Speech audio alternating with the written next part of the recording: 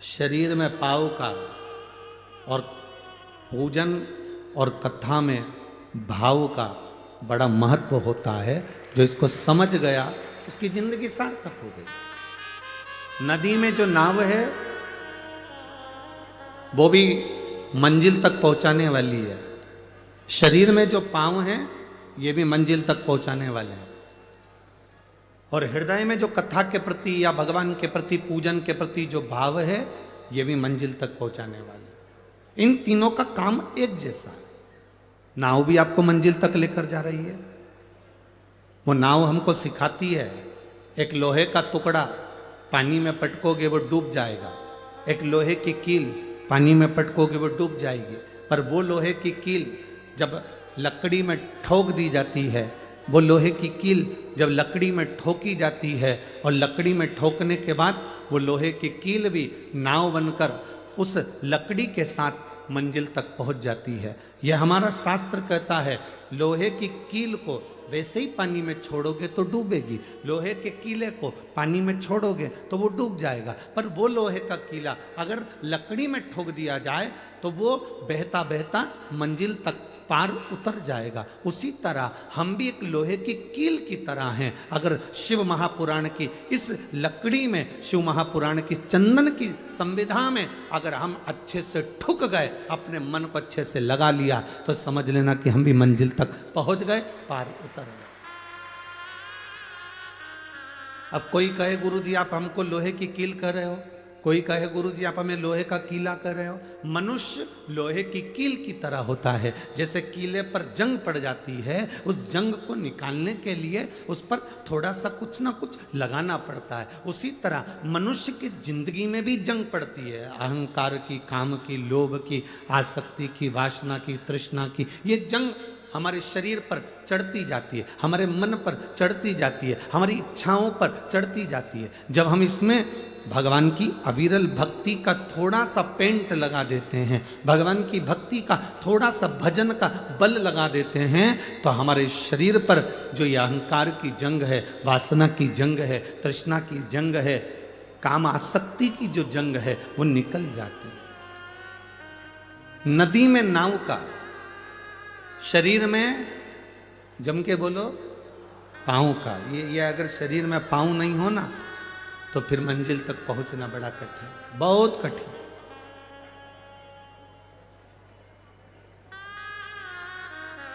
नदी में नाव मंजिल तक पहुंचा रही है, शरीर में पाँव मंजिल तक पहुंचा रहे हैं। और हमारे कथा में जो हम आए हैं, इतनी इतनी दूर दूर से आप लोग यहाँ पहुँचे हैं। बड़ी दूर से चलकर आराम से गाड़ी से पैसा लगाकर 100 रुपये, 200 रुपये, 50 रुपये ऑटो वाले को देकर गाड़ी में डीजल वीजल डलवा कर तुम यहाँ पहुँचे हो, तो इसमें तुम्हारा जरूर भाव होगा। और फिर कहते हैं नदी में नाव पार लगाने वाली होती है, शरीर में पाँव मंजिल तक पहुँचाने वाला होता है। और तुम्हारे हृदय में जो भाव है तुम्हें परमात्मा से जरूर मिलाएगा और तुम्हारा कार्य सफल करेगा, ये निश्चित था। तुम्हारा भाव नहीं होता तो तुम यहां पहुंचते नहीं।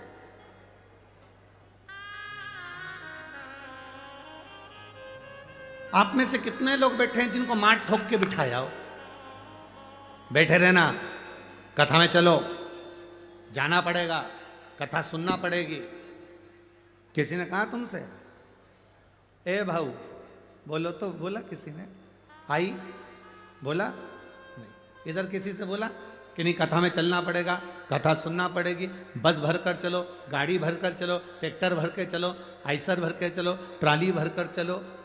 हाँ, अगर कोई राजनीतिक कोई सभा होती तो तुम्हें बस में भर कर लाना पड़ता, पर उसमें लाना पड़ता, इसमें तुम्हारे भाव इतने प्रबल हो गए थे भगवान शंकर के प्रति कि तुम सुबह दौड़ दौड़ कर स्वयं भाव से आए। केवल एक देवाधिदेव महादेव एक ऐसे हैं जो ना तुम्हारा कपड़ा देखते हैं, ना तुम्हारा आभूषण देखते हैं, ना तुम्हारा श्रृंगार देखते हैं, ना तुम्हारा शरीर देखते हैं। केवल एक देवाधिदेव महादेव ऐसे हैं जो तुम्हारे हृदय का भाव देखते हैं कि यहाँ जो आया है वो मेरे लिए आया कि नहीं आया। शंकर जी के मंदिर में एक लोटा जल चढ़ाया तो भाव से चढ़ाया कि नहीं चढ़ाया, दिखावे से तो नहीं चढ़ा रहा, मेरा भजन दिखावे से तो नहीं कर रहा, वो केवल भाव देखता, वो केवल निर्मल स्वभाव देखता।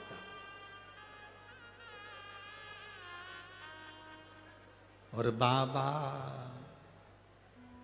मैं तेरी बदन शंभो मैं तेरी बदन हवा विच उड़ती जावागी बाबा डोर हटो छड़ी ना मैं कटी जावागी बाबा मैं तेरी बदन। शिव को ना तुम्हारे वस्त्र से मतलब है, शिव को ना तुम्हारे श्रृंगार से मतलब है, शिव को ना तुम्हारे आभूषण से मतलब है, शिव को ना तुम्हारी जमीन से मतलब है, शिव को ना तुम्हारे आभूषणों से मतलब है, ना तुम्हारी जायदाद से मतलब है। तुम कौन सी भाषा बोल रहे हो, शंकर को तुम्हारी भाषा से भी कोई मतलब नहीं है, ना तुम्हारे वस्त्र से ना तुम्हारी भाषा से। शंकर कभी तुम्हारी भाषा और वस्त्र से प्रकट नहीं होता, शंकर केवल तुम्हारे भाव से, तुम्हारे सच्चे हृदय से शिव प्रकट होना जानते हैं। केवल तुम्हारा निर्मल मन सो मोहि पावा। आपका भाव कैसा है?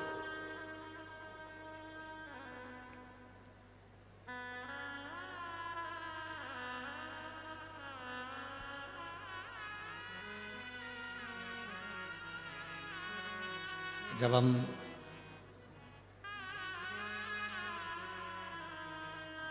आज दोपहर में सुबह के टाइम यहाँ पर पहुंचे,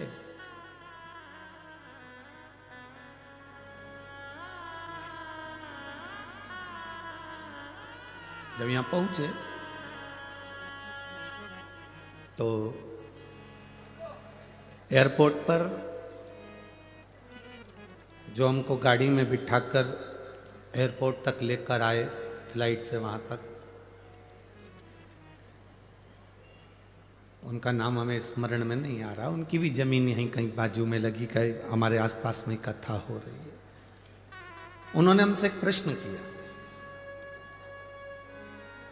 नाम का स्मरण तो हमको नहीं आ रहा क्योंकि इतना ध्यान नहीं है, पर उन्होंने एक बहुत अच्छा प्रश्न किया।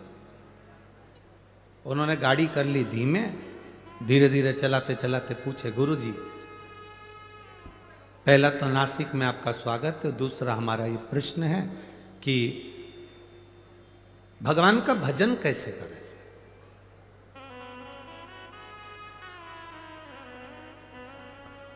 अब हमने कहा सामने इधर से घुमाकर तुम एयरपोर्ट पे ले जाके खड़ा कर दोगे, प्रवचन थोड़ा लंबा है, अब हम बोलेंगे कि भजन कैसे कर, उसका प्रश्न था भगवान का भजन कैसे करें। फिर भी हमने कहा एक बार कबीरा का एक संवाद अपनी जिंदगी में जरूर उतारना। दो बहन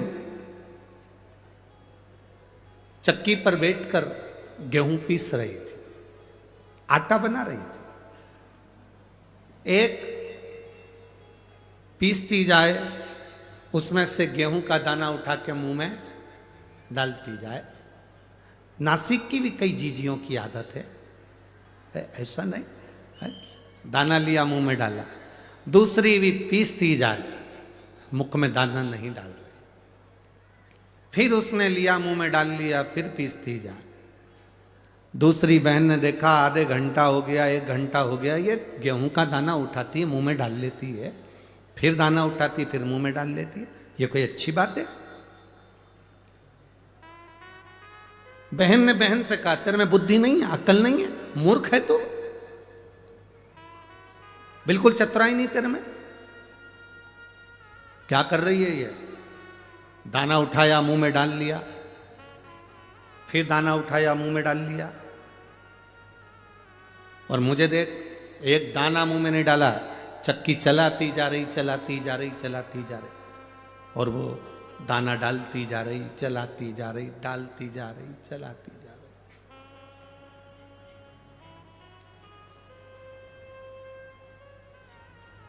दाना खत्म हो गया। आटे की बोरी दोनों ने उठाई, लेके जा रही थी। रास्ते में बहुत सारा कीचड़ था, पानी पड़ा था, खड्डा था। कीचड़ में दोनों का पांव फिसला, आटे की बोरी का आटा पूरा कीचड़ में डूब गया। सबसे ज्यादा दुख किसको हुआ? बोलो तो ही जीजियो, बोलो जरा, ए नासिक की जीजियो। और जितने नासिक के जीजा उन बैठे हैं, अच्छे से बोलो। सबसे ज्यादा दुख किसको हुआ? जिसने एक दाना भी मुंह में नहीं डाला था, बेचारी लगी रही। और उसको दुख नहीं हुआ, उसको लगा कि गिर गया तो कोई बात नहीं, अपन तो निपटा लिए, अपन तो निपटा, अपने को क्या टेंशन। हमने उससे कहा, कबीरदास जी का ये चरित्र अपनी जिंदगी में उतारना। एक वो होता है जो दिन भर 24 घंटे लगा रहता है और कभी भगवान का भजन नहीं कर पाता, और एक वो होती है काम करती जा रही है, दाना चखती जा रही है, काम करती जा रही है और शिव महापुराण सुनती जा रही है।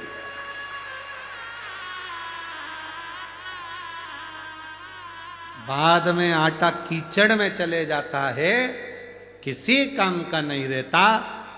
जो तुम्हारा समय चल रहा है, जो तुम्हारी सत्ता चल रही है, जो तुम्हारा वैभव चल रहा है, जो तुम्हें कुर्सी मिली, जो तुम्हें पद मिला, जो तुम्हें प्रतिष्ठा मिली, आप कहीं के आमदार बन जाएं, खासदार बन जाएं, अध्यक्ष बन जाएं, उपाध्यक्ष बन जाएं, कहीं कोई पद प्रतिष्ठा कुर्सी पद या आपके पास में वैभव धन कुछ आ जाए, तो उसका प्रयोग करना प्रारंभ करो। तो अपने चलते समय में, अपनी चलते हुए कर्म में, अपनी चलती हुई दुकान में, अपने चलते हुए क्रम में से थोड़ा थोड़ा भगवान का भजन मुख में डालना प्रारंभ करो और काम करते चलो। एक कथा हमने पहले कही, जब तक तुम्हारी नौकरी अच्छी चल रही है तब तक पत्नी के जेवर बनवाओ। इस कथा को सुनकर पत्नी बड़ी खुश हुई कि गुरुजी एक हमारे पक्ष के मिले जिन्होंने जेवर बनाने का बोला। तुम्हारी नौकरी अच्छी चले जब तक पत्नी के जेवर बना लो, प्रॉपर्टी खरीद लो, मकान बना लो, जमीन बना लो। दुकान अच्छी चले, पत्नी के जेवर बनाओ, बच्चों का काम करो, पढ़ाई कराओ, विद्याध्ययन कराओ, प्लाट बनाओ, मकान बनाओ, सब कुछ करो। दुकान चले, नौकरी चले, सर्विस चले। उस चलती हुई नौकरी में, उस चलते हुए व्यापार में तुम करोगे ना, तो तुम्हारा धीरे धीरे धीरे धीरे मकान भी बन जाएगा, जेवर भी बन जाएगा, काम भी हो जाएगा। मालूम पड़े जिंदगी का क्या ठिकाना, जब एकदम व्यापार दुकान सत्ता कुछ हटती है तो तुम कुछ नहीं कर पाओगे। इसलिए ये शरीर जब तक चले तब तक भगवान का भजन करते चलो, नाम स्मरण करते चलो।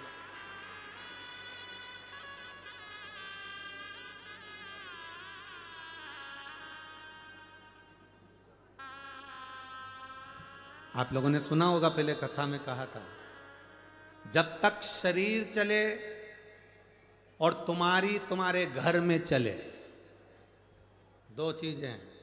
पहला, बोलो बोलो जम के बोलो जरा, जब तक, इतनी धीमे बोलते हैं कि नासिक वाले, जब तक शरीर चले और जब तक तुम्हारे घर में चले।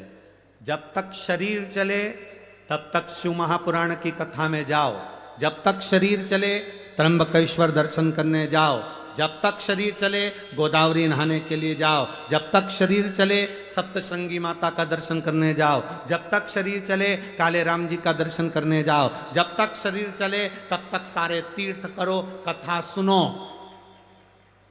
शरीर चलना बंद हो जाएगा, तुम अपने बच्चों से कहोगी मुझे कथा में छोड़िया, पहला शब्द बच्चों का होगा, इतने ट्रैफिक में,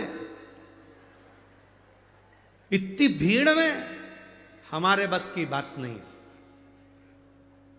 हम नहीं लेके जाएंगे, कथा टीवी पे सुन लो। फिर तुम कहोगी रे अपने नासिक में हो रही रे, ए नासिक के बाजू में हो रही है। चल, शिव महापुराण की कथा, इधर नासिक, इधर त्र्यंबकेश्वर, बीच में महादेव की कथा। तू हमको लेकर चल। अरे इतनी भीड़ में क्या करोगे? शरीर चले तब तक कथा सुनो, शरीर चले तब तक तीर्थ करो, और तुम्हारे घर में चले तब तक इन दोनों हाथों से गौ माता को रोटी भी दो, संत ब्राह्मण की सेवा भी करो, और बहन बेटी का भी दान पुण्य करते रहो, और अपने हाथों से पुण्य कमाते रहो। अपने हाथों से पुण्य कमाओ। क्या मिलेगा? लोग हमसे पूछते हैं, महाराज जी आप कहते हो कि शिव महापुराण की कथा में शंकर के भक्त आते हैं, एक पानी का पाउच, एक बोतल पानी अगर कोई पिलाता भी है तो वो अपनी डायरी में लिख कर रखता है कि मैंने 10 रुपए का पानी पिलाया था। 1.5 महीना इंतजार करता है कि वो 10 रुपए का हजारों गुना हुआ कि नहीं हुआ 1.5 महीने में। ये शिव महापुराण की कथा कोई साधारण कथा नहीं है। ये नासिक में दूसरा कुंभ भराया है, जिसका आनंद लेने के लिए बाबा ने आपको बुलाया। ये दूसरा कुंभ है।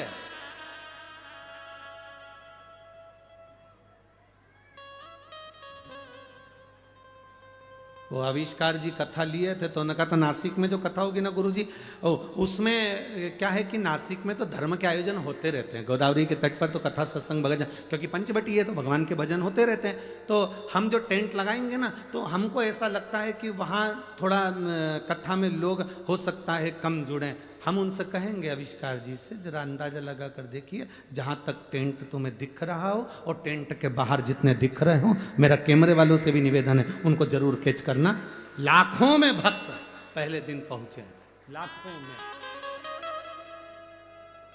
बोल बम का नारा है, इतना धीमे बोले तो कल्याण तुम्हारा है। शिव तत्व की प्राप्ति, आप जितना भजन करोगे, अपने मुख से अपने स्मरण करो। किसी को कुछ हम नहीं दे सकते, मत दो।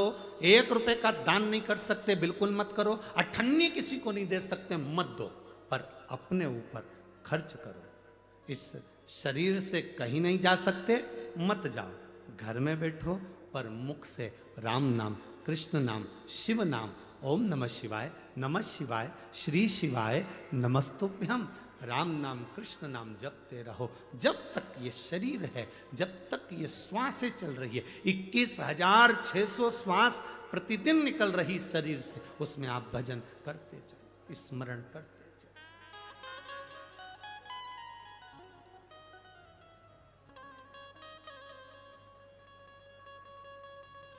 जितना भजन कर सकते हो उतना करो।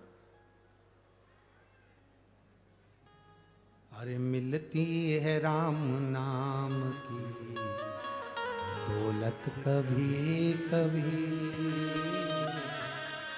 होती है अपने नासिक में शिव पुराण कभी कभी।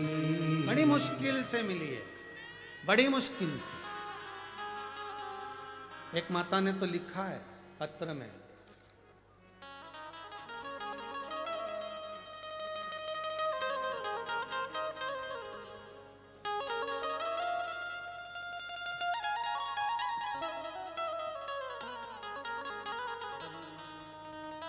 सुनीता जी, प्रदीप जी धोड़गे, पाथर्डी गांव, मेरा मोबाइल नंबर ये है। कहीं बैठी हैं सुनीता जी? सुनीता धोड़गे, पाथर्डी गांव, कहीं बैठी हो तो हाथ हिला। आप ही हैं? एक बार हाथ हिला दो ऐसा। आपने पत्र में बहुत सुंदर बात लिखी, गुरुदेव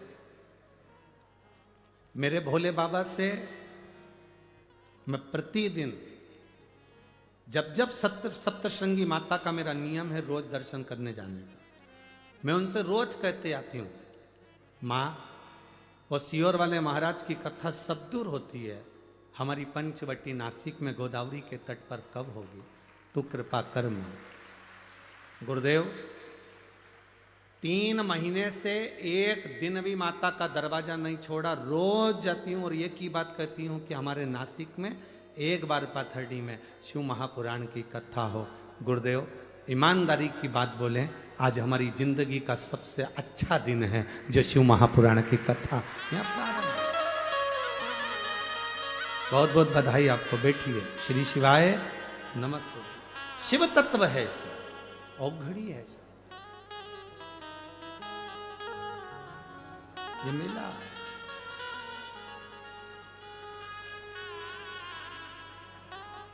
और यदि ये मिला है शरीर तो थोड़ा भजन, थोड़ा कीर्तन अपनी जिंदगी में करो।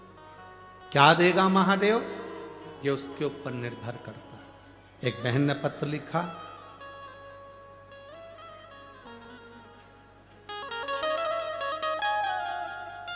चिंदी है हो,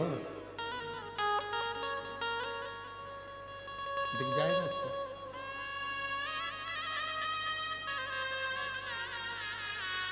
सारिका सुनील भंवर, नासिक से हूं।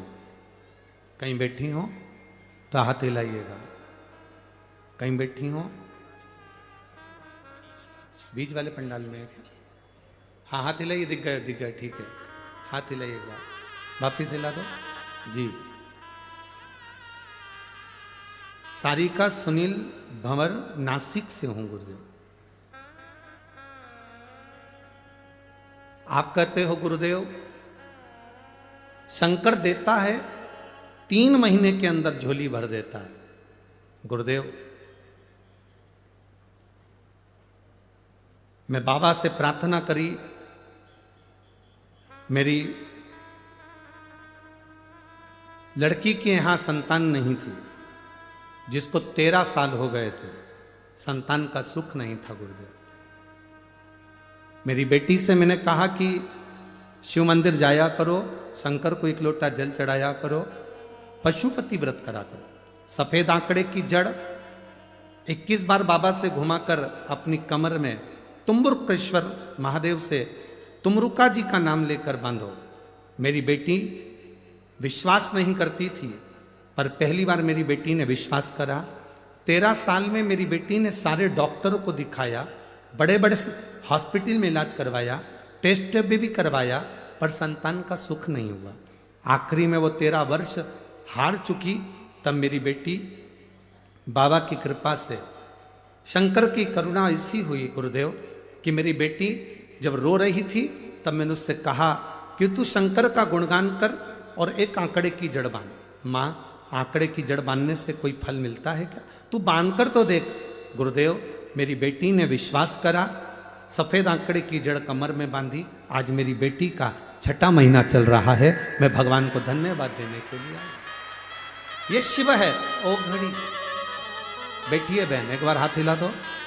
श्री शिवाय नमस्तुभ्यम। बैठ जाइए। ये शिव है, ओ शंकर, त्रिकाल दर्शन।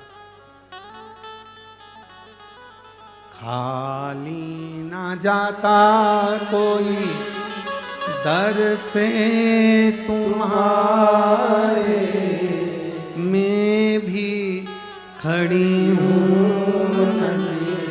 बाएं पसारे। अपने हृदय से लगा लो, गिरा जा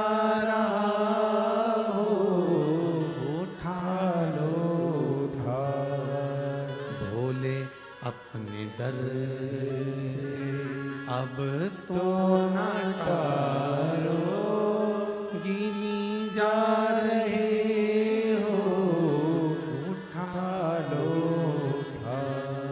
आप जो भजन करें, आप जो स्मरण करें, आप जो भक्ति को धारण करें, उसमें जीवन का एक लक्ष्य होना चाहिए, परमात्मा की प्राप्ति।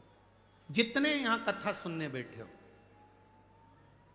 बाबा ने अगर आपको यहां बुलाया है, कार्तिक के महीने में दामोदर मास में गोदावरी के तट पर बैठकर त्र्यंबकेश्वर बाबा की साक्षी में, कपालेश्वर महादेव की साक्षी में, सीताराम सरकार की इस पवित्र भूमि पर पंचवटी में आप अगर कथा को श्रवण कर रहे हो तो ये विश्वास मानकर चलना कि कहीं ना कहीं शंकर के आप बड़े परम प्रिय हो, इसलिए शिवजी आपका हाथ पकड़कर यहां बुला। कुछ कृपा उसने करेंगे। जब तक वो कृपा नहीं करता तब तक कोई आता नहीं। गौतम बाबा विराजमान। जब गौतम ऋषि की धर्मपत्नी माहिल्या अपनी भक्ति में तल्लीन रहती, भजन में तल्लीन रहती, एक पुरुष में ईर्ष्या कम होती है। पुरुष से कम ईर्ष्या रखता है।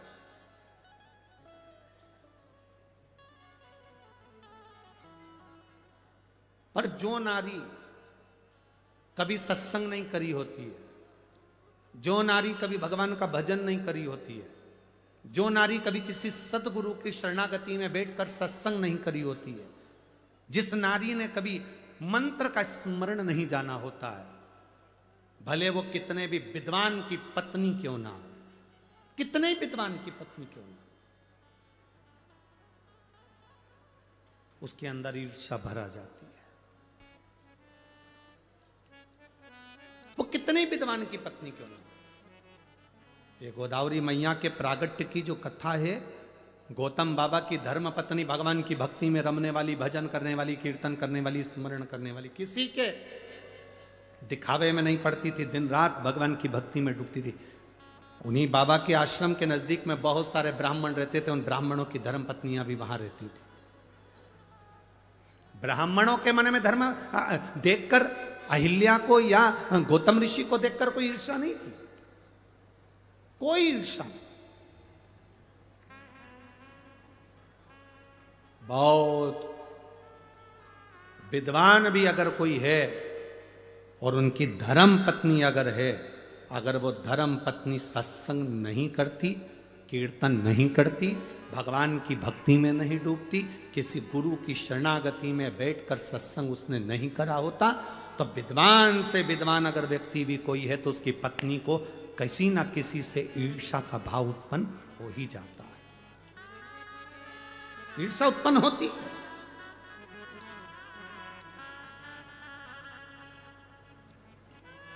शिव महापुराण की कथा सुनने के लिए जितने भक्त यहां पहुंचते हैं, शंकर भगवान की कथा सुनने के लिए जितने जितने भक्त कथा के पंडाल में पहुंचते हैं, टीवी पर कथा देखते हैं, मोबाइल पर कथा श्रवण करते हैं, जितने भक्त यहां कथा सुनने के लिए पहुंचते हैं, इनके मन में कभी ईर्ष्या नहीं रहती। उसका कारण केवल एक होता है, हमें कथा सुनने जाना है, कौन आगे बैठा हमें उससे मतलब नहीं, कौन पीछे बैठा हमें उससे कोई मतलब नहीं। कथा शंकर भगवान की शिव महापुराण का जो श्रोता होता है उसके हृदय में ईर्ष्या नहीं होती। वो अपने साथ बैग के अंदर एक पन्नी लेकर चलता है, एक बिछाने की दरी लेकर चलता है, एक छाता लेकर चलता है, 2 पानी की बोलो बोलो जम के बोलो बॉटल लेकर चलता है। उसको मालूम है कथा का पंडाल सुबेरे 10 बजे, 11 बजे, 12 बजे तक पूरा फुल हो जाएगा, मुझे बैठने की जगह नहीं मिल सकती क्योंकि मैं लेट जा रही हूं। उसने अपने झोले के अंदर एक दरी रख ली, उसने अपने झोले के अंदर 2 पानी की बोतल रख ली, उसने अपने दरी के उसके झोले के अंदर एक छाता रख लिया। उसको मालूम है कि मैं कहीं पर भी बैठ जाऊंगी और मुझे ये शिव महापुराण की कथा जहां सुनने को मिलेगी। सियोर वाला महाराज कहता है, एकांतेश्वर महादेव जब कृपा करता है तो खूब करता है। अगर मुझे पंडाल में जगह नहीं मिली तो मैं कहीं एकांत में बैठकर महादेव की कथा का रसपान ग्रहण कर लूंगी, उसमें भी मुझे सुख का अनुभव हो जाए, उसमें भी मुझे आनंद का अनुभव हो जाए, उसमें भी मुझे एक रसतत्व प्राप्त हो जाएगा, भगवान की अविरल भक्ति प्राप्त हो जाएगी। ये वो जानती है, ये उसके चित्त में है, ये उसके हृदय में है, ये उसकी चित्तवृत्ति में विराजमान है, ये उसके हृदय में विराजमान, और ये उसके हृदय के बीच मध्य में बैठा हुआ कि वो शिव है, तो वो आनंदता देता है।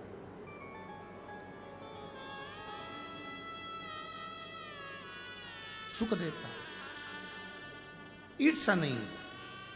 पर गौतम बाबा की धर्म पत्नी माता अहिल्या सुबह उठना, बुआरी लगाना, रंगोली डाल देना, जल छोड़ देना, पूरे आनंद के साथ गौतम ऋषि जिस शिव भक्ति में लगे रहते थे, अहिल्या माता उनकी शंकर के पार्थिव शिवलिंग का निर्माण करने के लिए मट्टी को तैयार करती थी। इस पंचवटी भूमि का सबसे बड़ा प्रमाण है इस नासिक की धरा, गोदावरी की तट का सबसे बड़ा प्रमाण 2 है। यहाँ गौतम ऋषि की धर्म पत्नी माता हिल्या भी मिट्टी तैयार करती थीं, जिससे पार्थिव शिवलिंग का निर्माण होता था। और इस गोदावरी के तट पर, इस त्र्यंबक बाबा के तट पर, इस पंचवटी की पवित्र भूमि पर एक यमराज की धर्म पत्नी, एक यमराज की धर्म पत्नी जिसका नाम था धुमोरना, एक वो भी मिट्टी को एकत्रित करती थी और शिवलिंग का निर्माण करती थी। एक गौतम बाबा की धर्मपत्नी, एक यमराज की धर्मपत्नी, इनका नियम था शिवलिंग का निर्माण, पार्थिव शिवलिंग की मिट्टी तैयार करना और तैयार करके अपने पतियों को प्रदान करना। यमराज को स्वयं धुमोरना मिट्टी देती थी और पार्थिव शिवलिंग का निर्माण करते थे।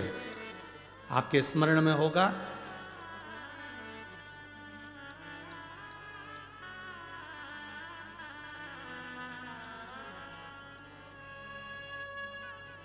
एक बार यमराज ने स्वयं ब्रह्मा जी से एक प्रश्न किया था, स्मरण करिएगा। गर्ग संहिता, कूर्म पुराण और ब्रह्म विवर्त पुराण का यह संवाद बड़ा सुंदर है। आज देव दीपावली के इस पवित्र कथा का लाभ अपन ले रहे हैं, अपने भीतर उतारिएगा। यमराज, धर्मराज स्वयं यमराज ब्रह्मा जी के पास में गए।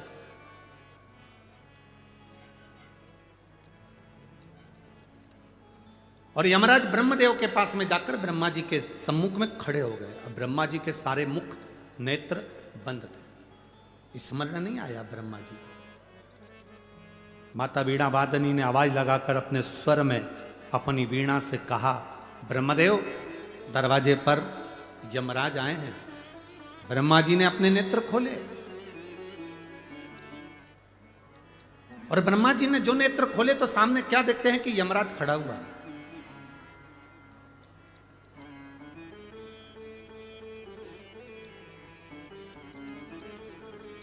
सम्मुख में यमराज खड़ा। ब्रह्मा जी ने पूछ लिया, यम आज क्या बात है, तुम ब्रह्मलोक में आकर खड़े हुए हो?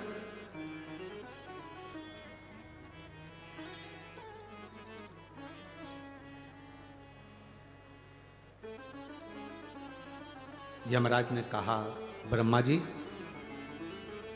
मैं संसार के पापी जीवों को नरक का भोग भुगताता हूं। मैं मृत्यु लोक से आने वाले जितने जितने पापी जीव हैं इनको यम का, नरक का भोग भुगताता हूं। इन जीवों को जब नरक का भोग भुगताता हूंगा तो उसका थोड़ा ना थोड़ा दोष मुझे भी तो लगता होगा। ब्रह्मा जी ने कहा, आप तो पूरा निर्णय देने के बाद भोग भुगताते हो तो आपको पाप लगना ही नहीं चाहिए। परंतु यमराज ने कहा, नहीं, मेरी धर्म पत्नी धुमोरना कहती है, मेरी धर्म पत्नी धुमोरना ने कहा है कि अगर आप जीव को नरक का भोग भी भुगता रहे हो तो कुछ ना कुछ दोष तुम्हारी जिंदगी में लगेगा जरूर। मैं क्या करूं? ब्रह्मा जी ने कहा, इसका उत्तर तो मैं नहीं दे सकता, पर इसका उत्तर आपको भगवान नारायण दे सकते हैं। यमराज उसी समय पर ब्रह्मा जी को प्रणाम करे, यमराज के वहां से सीधे भगवान नारायण के पास पहुंच गए। नारायण के दरवाजे पर जैसे बैकुंठ में पहुंचे, माता लक्ष्मी नारायण के चरण दबा रही थी और यमराज ने आकर भगवान के चरणों को प्रणाम करा। जय जयकार हो प्रभु, श्रीमन नारायण, हर हर महादेव, प्रणाम कर। पूछा, लक्ष्मी जी चरण दबा रही थी। लक्ष्मी जी ने संवाद किया, प्रभु यम आए हैं। भगवान नारायण के नेत्र खुले, उठकर भगवान नारायण बैठे। क्या बात है यम, कैसे आना हुआ? यम ने कहा, जीवों को जब मैं त्राण देता हूं, जीवों को जब मैं नरक भुगताता हूं, उस समय पर मेरे को भी तो दोष लगता होगा। उस दोष की मुक्ति कैसे, उस दोष का निवारण कैसे? भगवान नारायण ने कहा, सुनो यम,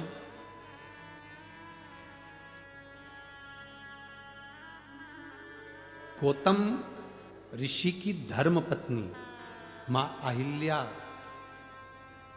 स्वयं भगवान शंकर से प्रार्थना कर कर उनकी सिर की गंगा की एक धार 7 केश हटाकर पृथ्वी पर लेकर आई है, जिसका नाम गोदावरी है।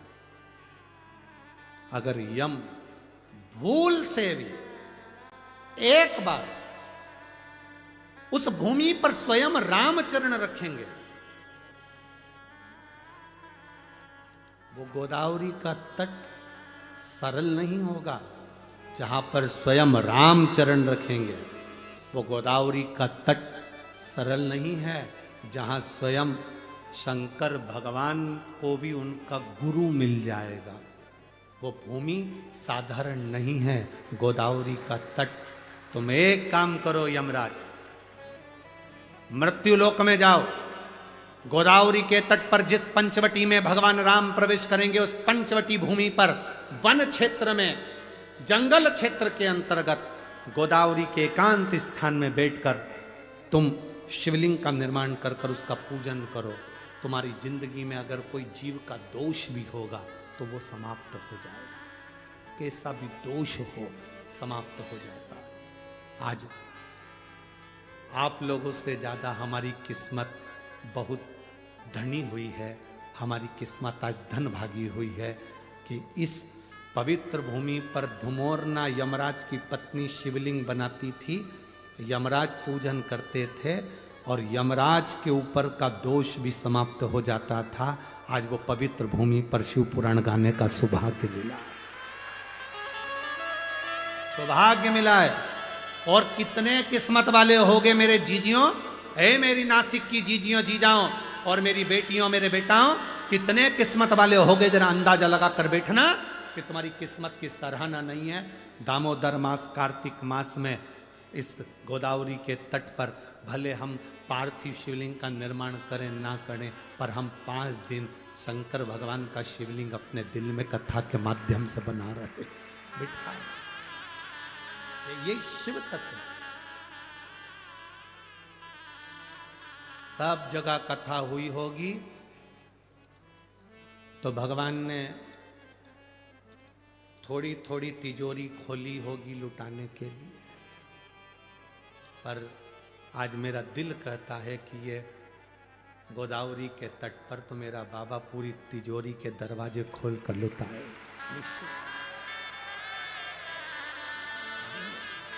आप सुनो, दिल से जो प्रार्थना करोगे वो सुनेगा। एक तो तट गोदावरी का, त्र्यंबक बाबा की साक्षी है, त्र्यंबक बाबा इधर कपालेश्वर की साक्षी है, कपालेश्वर। जब हम कथा में आ रहे थे, जब ऊपर चढ़े तो आते से हमने वो नंदी को देखा, वो बैठा। तुमने देखा कि नहीं देखा? उसको देखते से याद आ गई, रे बाबा गजब करी तूने नंदी बाबा। शंकर भगवान पर ब्रह्मा जी की हत्या का दोष लगा था और नंदी तू बछड़े का रूप लाकर शंकर भगवान को इस गोदावरी पर लाकर छोड़ दिया था और ब्रह्म हत्या से मुक्त करा दिया था। इस नंदी ने बछड़े का रूप रखकर ब्रह्म हत्या से भगवान शिव को मुक्त करा दिया था। आज विचार करो, वो नंदी वास एकांत में बैठा हुआ इस शिव महापुराण की ओर देखकर आप और हमको भी यही ज्ञान दे रहा है कि तुम सबको ना जाने कितने पाप से मुक्त कर दूंगा 5 दिन की इस कथा में। कितने, और जितने लोग आस्था चैनल पर सुन रहे हैं, जितने फेसबुक यूट्यूब पर कथा सुन रहे हैं, आप अपने हृदय में चित्त रमाकर देव दीपावली शिव महापुराण की कथा को सुन रहे हो। देव दिवाली जो प्रारंभ हुई थी वो त्रिपुरासुर के वध के बाद देवताओं ने इस दिवाली को मनाया था। उस कथा का रसतत्व ग्रहण करने का तुम्हें और हमको सौभाग्य मिला है।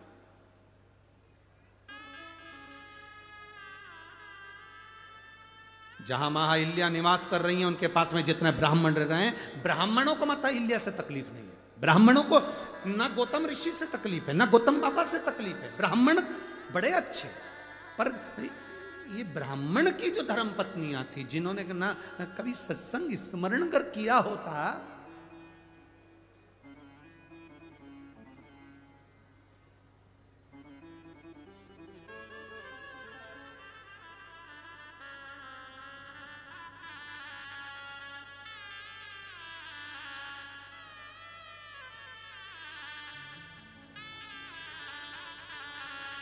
जिसका पति बहुत विद्वान है, जिसका पति बहुत ज्ञानवान है, बहुत विद्वान है, वो अपने पति की विद्वत्ता को मान ले, ये बहुत बड़ी बात है। कौन विद्वान की? चंद्रघंटा विद्वान की जगदम्बा, तो मान ले, बहुत बड़ी बात है। एक पंडित जी प्रवचन में बोल रहे थे, चतुर्मास में 4 महीना बैंगन नहीं खाना चाहिए। कौन बोले? बोलो बोलो, जम के बोलो। एक पंडित जी प्रवचन में, कथा में बोल रहे थे, 4 महीना चतुर्मास में बैंगन नहीं खाना चाहिए, दोष लगता है। पत्नी भी कथा में बैठी थी, घर गई, भोजन बनाया, मूंग की दाल, रोटी, बेसन बना दिया। पति ने चिल्लाकर कहा, क्यों रही? अभी 2 दिन पहले मैं बैंगन लाया था, तूने बनाया नहीं।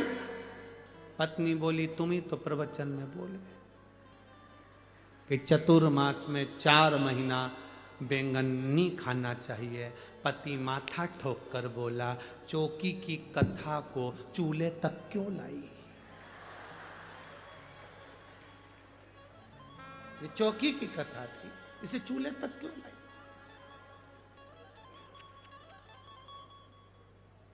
शिव पुराण कहती है, बोलने वाले को सबसे पहले चाहिए कि स्वयं अमल करे, स्वयं अमल। एक पिता अपने बेटे से कहता है, रात को जरा जल्दी आया करो घर पर, नशे से दूर रहो, तंबाकू मत खाओ, व्यसन मत करो।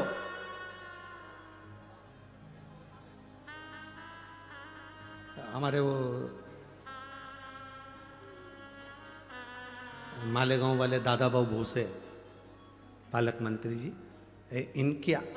इनका सबसे अच्छा अगर उद्बोधन हमको लगता है तो एक लगता है, मालेगांव में भी जब कथा हुई तो इन्होंने आखिरी में जब आभार व्यक्त करा, धूलिया में कथा हुई, उन्होंने जब आभार व्यक्त करा, तो जितने लोग कथा सुनने आते हैं उन सबसे एक संकल्प करा लेते हैं कि तुम कभी अगर कथा में आए हो तो व्यसन नहीं करोगे, व्यसन को छोड़ो।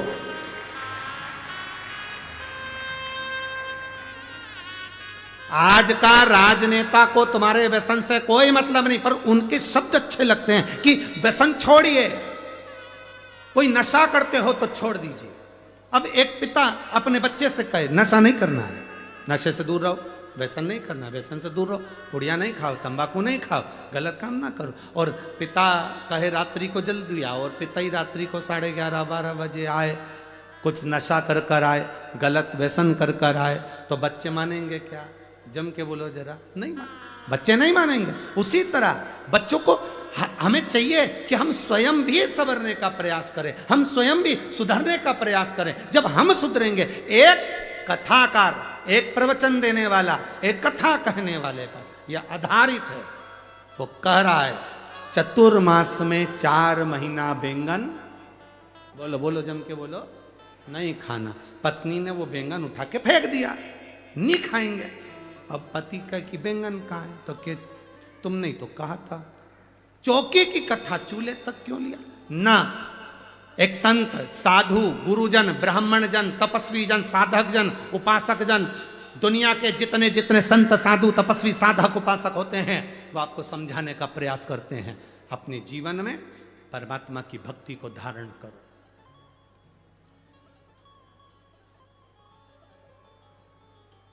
भगवान की अविरल भक्ति को उतारने का प्रयास करो।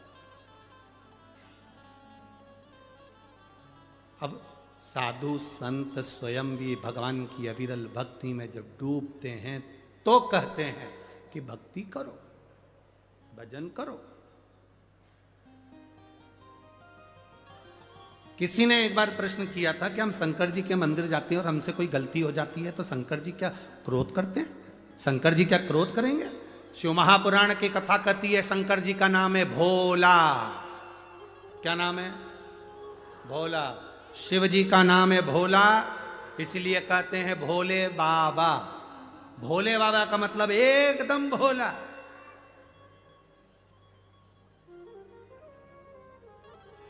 भूतों को भोजन करना आता है क्या? जम के बोलो जरा, अरे जम के बोलो। भूतों को भोजन करना आता है? भूत प्रेत को 5 स्टार होटल में जाना आता है? ना।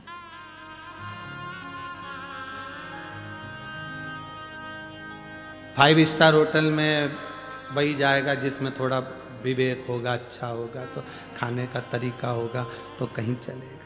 अच्छी जगह पार्टी में चले गए, अच्छे से बैठकर खाया, प्लेट में भोजन लिया, धीरे धीरे खाया। और कोई कोई व्यक्ति ऐसा होता है जिसको तरीका ही नहीं मालूम, उसको छोड़ दिया जाता है, पटक दिया जाता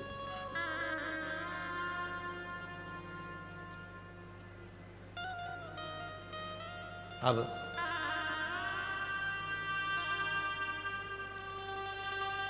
जो अच्छा व्यवहार करे, अच्छे से रहे, अच्छे से खाए, अच्छा बड़ा सारा गिफ्ट दे, उसको तो सब बुलाते हैं। बोलो जम के, बुलाते कि नहीं बुलाते? बुलाते हैं ना। जिसमें बुद्धि ना हो, विवेक ना हो, खाने का तरीका नहीं, रहने का तरीका नहीं, उसमें बोलने का तरीका नहीं, पहनने का तरीका नहीं, लोग उससे पागल कहते हो, बेकार कहते हो, ये किसी काम का नहीं। कभी कभी माँ कह देती है मेरे बड़े बेटे में बहुत समझदारी है, छोटे में अकल नहीं है। मूर्ख है, पागल है। मेरी एक बहू बड़ी समझदार है, दूसरी बहू में अकल नहीं, मूर्ख है, पगली है, बेवकूफ है, कह दिया माँ ने। एक समझदार है और एक पागल है, बेकार। जो समझदार है उसको दुनिया अपना बनाती है, और जो बेवकूफ है, पागल है, जिसको दुनिया ठुकरा देती है, उसको महादेव अपना बना लेते हैं। उसको महादेव अपना बना।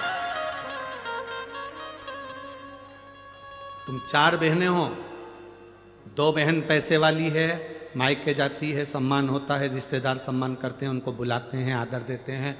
तुमसे बड़ा लिफाफा 1000 का 500 का उसको मिलता है। तुम गरीब हो, साधारण हो, तुम्हारे पास में ना तो ज़्यादा गाड़ी है ना बंगला है, जो किस्मत में लिखा था वहाँ शादी हो गई।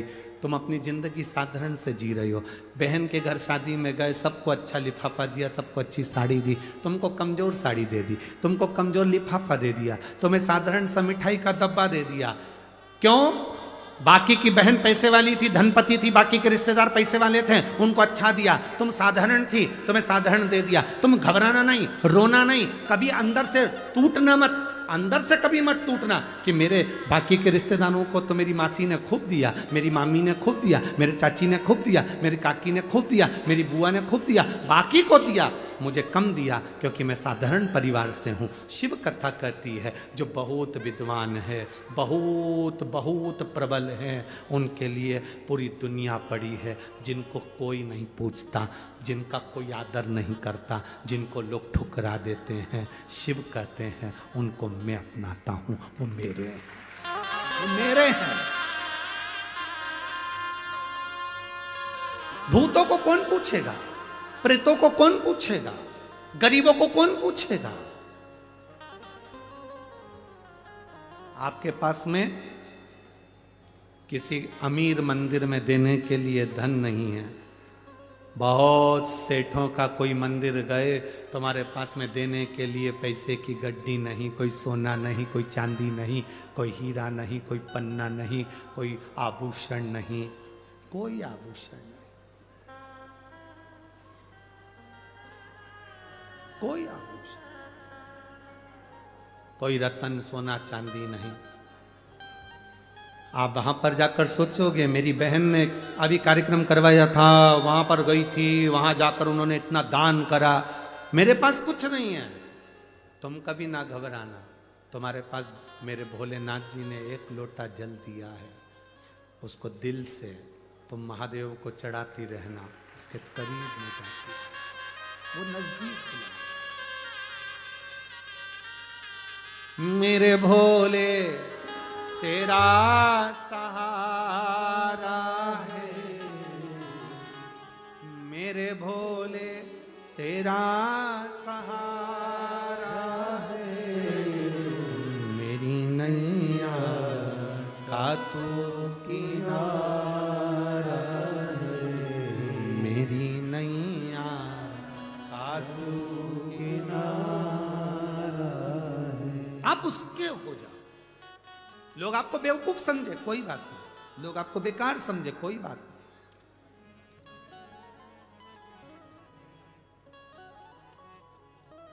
आप किसी काम के नहीं, समझे समझने वाले। एक लड़के के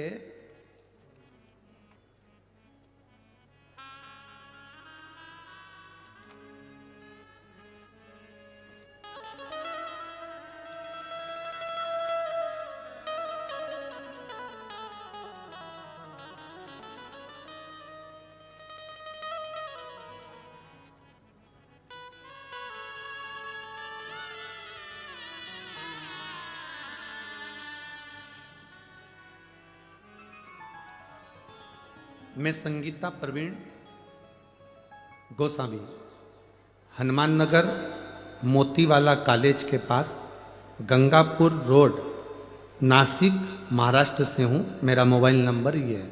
कहीं बैठी हैं तो हाथ हिला सकती हैं। हाँ आप ही हैं, एक बार वापस हाथ हिला दो जी। मैं संगीता प्रवीण गोस्वामी हनुमान नगर मोतीवाला कॉलेज के पास गंगापुर रोड नासिक महाराष्ट्र से हूँ। मालेगांव में जो कथा हुई थी तब हमें पता चला कि बाबा की कृपा क्या होती है। गुरुदेव, मेरी बड़ी दीदी के गले में गठान हो गई।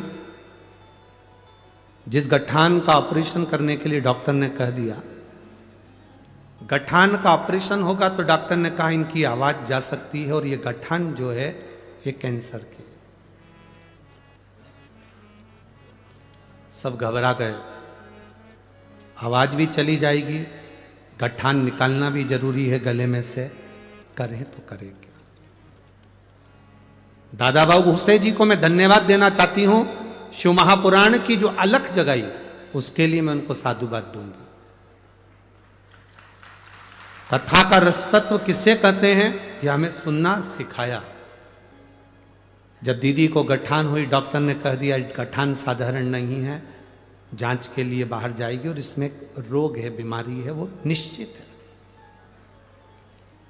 फिर वापिस हमने नासिक में दिखाने के बाद में गुजरात में जांच कराई तो भी उन्होंने कह दिया 8 दिन के अंदर इस गठान का ऑपरेशन करा लो, ये ज्यादा फैल रहा है, तकलीफ हो।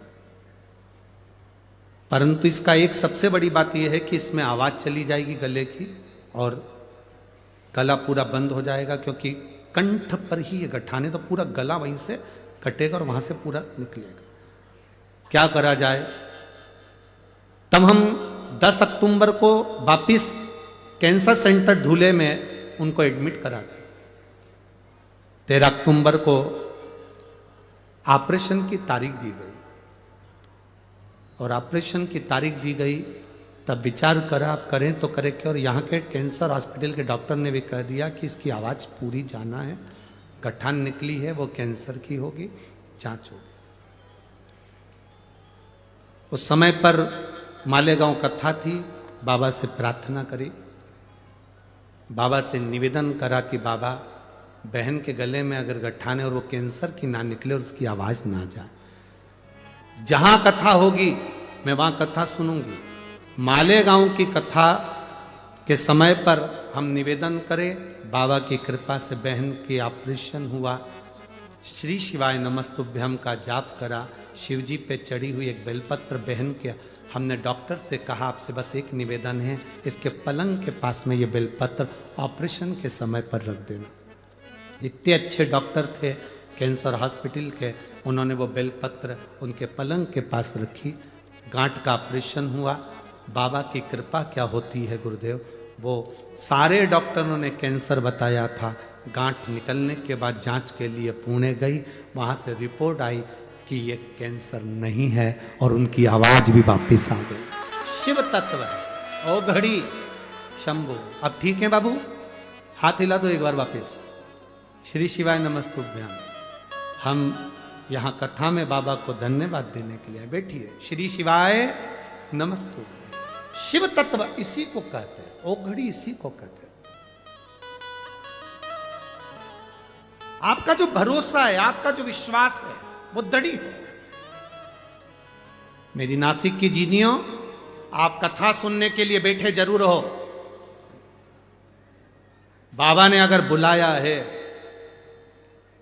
कोई शादी में बुलाता है तो विदाई में मिठाई का डब्बा देकर भेजता है, साड़ी देकर भेजता है, गिफ्ट देकर भेजता है। मेरा बाबा अगर इस नासिक की धरा पर शिव पुराण कथा सुनने बुलाया है तो 5वें दिन कुछ ना कुछ देकर भेजेगा जरूर, खाली नहीं भेजेगा, भेजेगा। इसीलिए शिव महापुराण कथा कर सादा।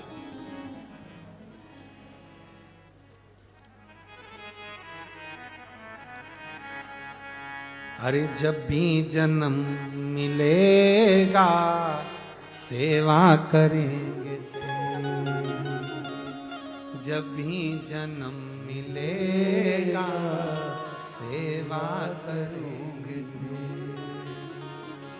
कहते तुमसे बाबा शरण पड़ेंगे तेरी, कहते तुमसे बाबा शरण पड़ेंगे तेरी।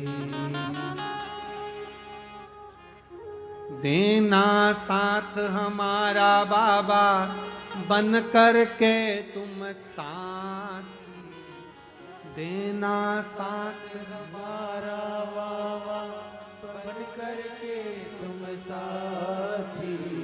बम बम भोलानाथ है हमारा तुम्हारा, तुम्हारा हमारा।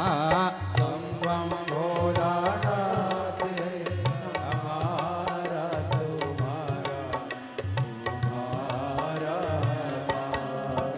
ओ प्यारा भोलानाथ है हमारा तुम्हारा, तुम्हारा हमारा।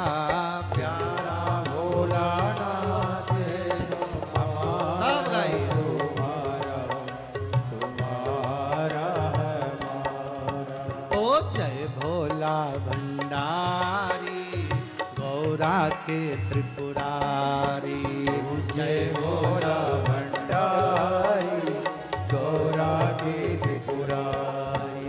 ओ रखना लाज हमारी गौरा के त्रिपुरारी, रखना लाज हमारी गौरा के त्रिपुरारी।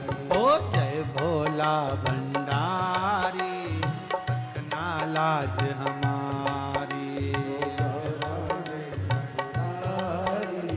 रखना लाज हमारी। जब भी जन्म मिलेगा सेवा करेंगे तेरी, जब भी जन्म मिलेगा सेवा करेंगे तेरी। ओ जय भोला भंडारी गौरा के त्रिपुरारी, ओ जय भोला भंडारी गौरा के त्रिपुरारी।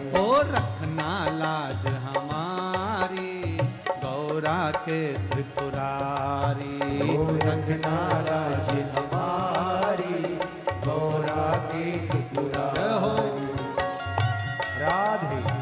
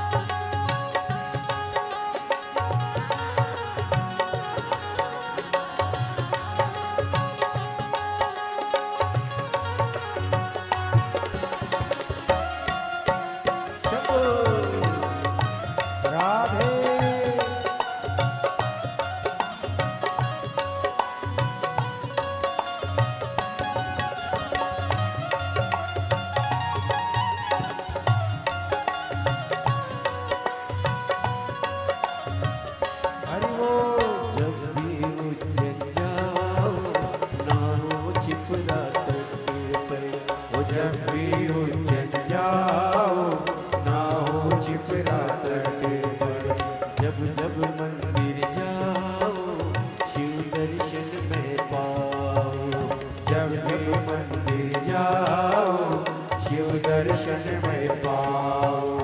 महाकाल के दर्शन हो तो हो उद्धार हमारा।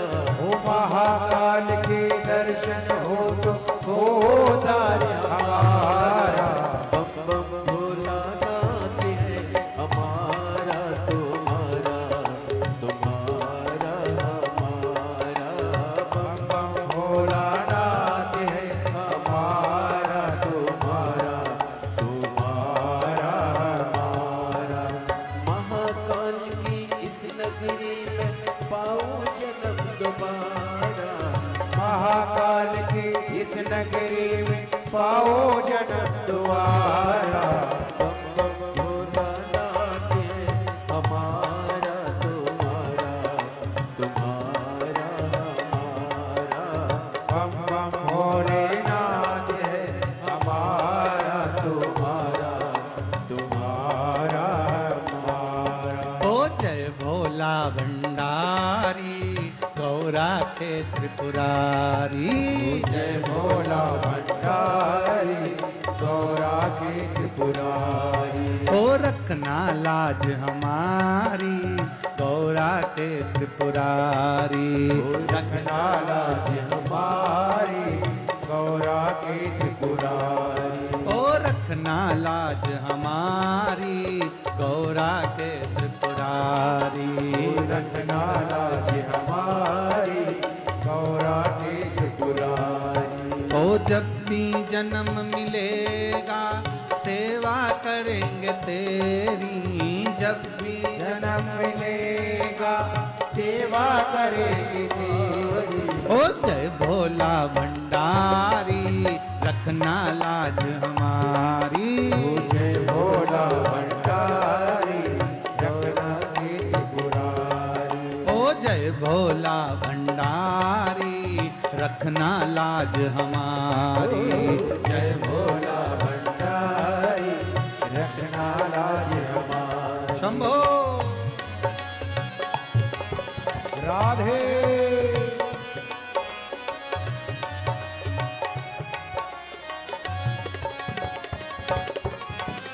राधे।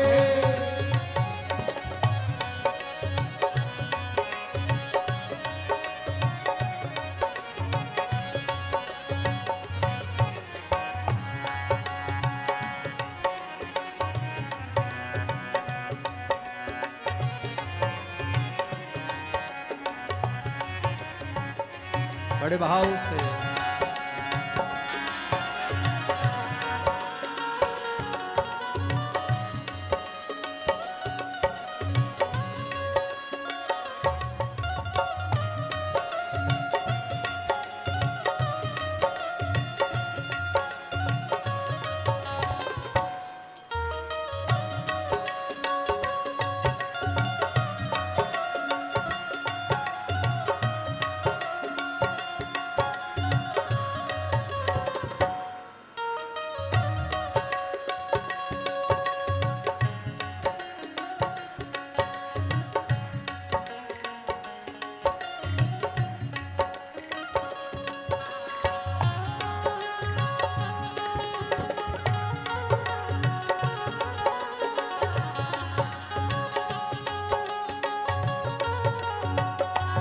भाव से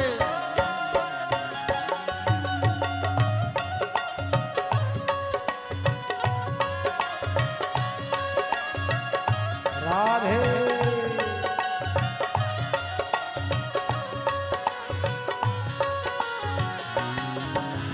दुनिया बनाने वाले सब तेरी ही माया। दुनिया बनाने वाले सब तेरी ही माया। ओ दुनिया बनाने वाले सब तेरी ही माया। दुनिया बनाने वाले सब तेरी ही माया। ओ सूरज चांद सितारे सब तूने ही बनाया। सूरज चांद सितारे सब तूने ही बनाया। ओ सूरज चांद सितारे सब तूने ही बनाया। सूरज चांद सितारे सब तूने ही बनाया। आशीर्वाद तुम्हारा भोले हे संकट पर भारी। आशीर्वाद तुम्हारा भोले हे संकट पर भारी। भोलानाथ है हमारा तुम्हारा, तुम्हारा हमारा। ओ जन्म भोलानाथ है हमारा तुम्हारा, तुम्हारा हमारा। ओ जय भोला भंडारी रखना लाज हमारी। जय भोला भंडारी रखना लाज हमारी। ओ जय भोला भंडारी रखना लाज हमारी। ओ जय भोला भंडारी रखना लाज हमारी। जब भी जन्म मिलेगा सेवा करूं तेरी। जब भी जन्म मिलेगा सेवा करेंगे तेरी। जय भोला भंडारी रखना लाज हमारी। जय भोला भंडारी रखना लाज हमारी। ओ जय भोला भंडारी रखना लाज हमारी। जय भोला भंडारी रखना लाज हमारी। रखना लाज हमारी। ओ रखना लाज हमारी। ओ रखना लाज हमारी। ओ रखना लाज हमारी। हार हार। अपने स्थान पर बैठकर बड़े भाव से माँ गोदावरी का तट, त्र्यंबकेश्वर बाबा की ये पवित्र आनंदमय भूमि, पंचवटी नासिक सीताराम सरकार की इस भूमि पर भाव से, दिल से, हृदय से मंत्र का जाप करते हुए बाबा से अपने मन की बात बाबा भोलेनाथ जी से दिल से कहिए। जहाँ जगह मिले वहाँ बैठिए और बाबा से प्रार्थना करिए। जितने कार्यकर्ता खड़े रहें वो भी बैठकर बाबा से प्रार्थना करें। ये बार बार मौका नहीं मिलता कि नासिक में शिव महापुराण की कथा, कुबेर भंडारी का ये भंडार आप लोगों को बार बार मिले। दिल से प्रार्थना करें। जिसको आता है अपने उच्च स्वर में भगवान से कहें। श्री शिवाय नमस्तु। श्री शिवाय नमस्तु। श्री शिवाय नमस्तु। श्री शिवाय नमस्तु। श्री शिवाय नमस्तु। भोला सब दुख काटो भारा। ओ भोला सब दुख काटो भारा। शिव शंकर जपो तेरी माला। भोले बाबा जपो तेरी माला। भोला सब दुख काटो भारा। ओ भोला सब दुख काटो भारा। वेश है मंगल मंगलकारी। वेश है मंगल मंगलकारी। शमशान वासी हमारा। शमशान वासी हमारा। ओ भोला सब दुख काटो भारा। ओ भोला सब दुख काटो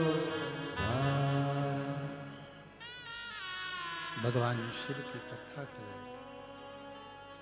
औगरदानी का संवाद कर रहा, ईर्षा दूर रहे। गौतम बाबा की धर्मपत्नी माता अहिल्या से जो ब्राह्मण नजदीक में निवास कर रहे थे, उनकी जो धर्मपत्नी थी, उन्होंने ईर्षा रखी। ईर्षा से कभी परमात्मा नहीं मिल सकता, ईर्षा से कभी भगवान नहीं मिले। हम कई बार माताओं से कहते हैं, आपकी एक अवस्था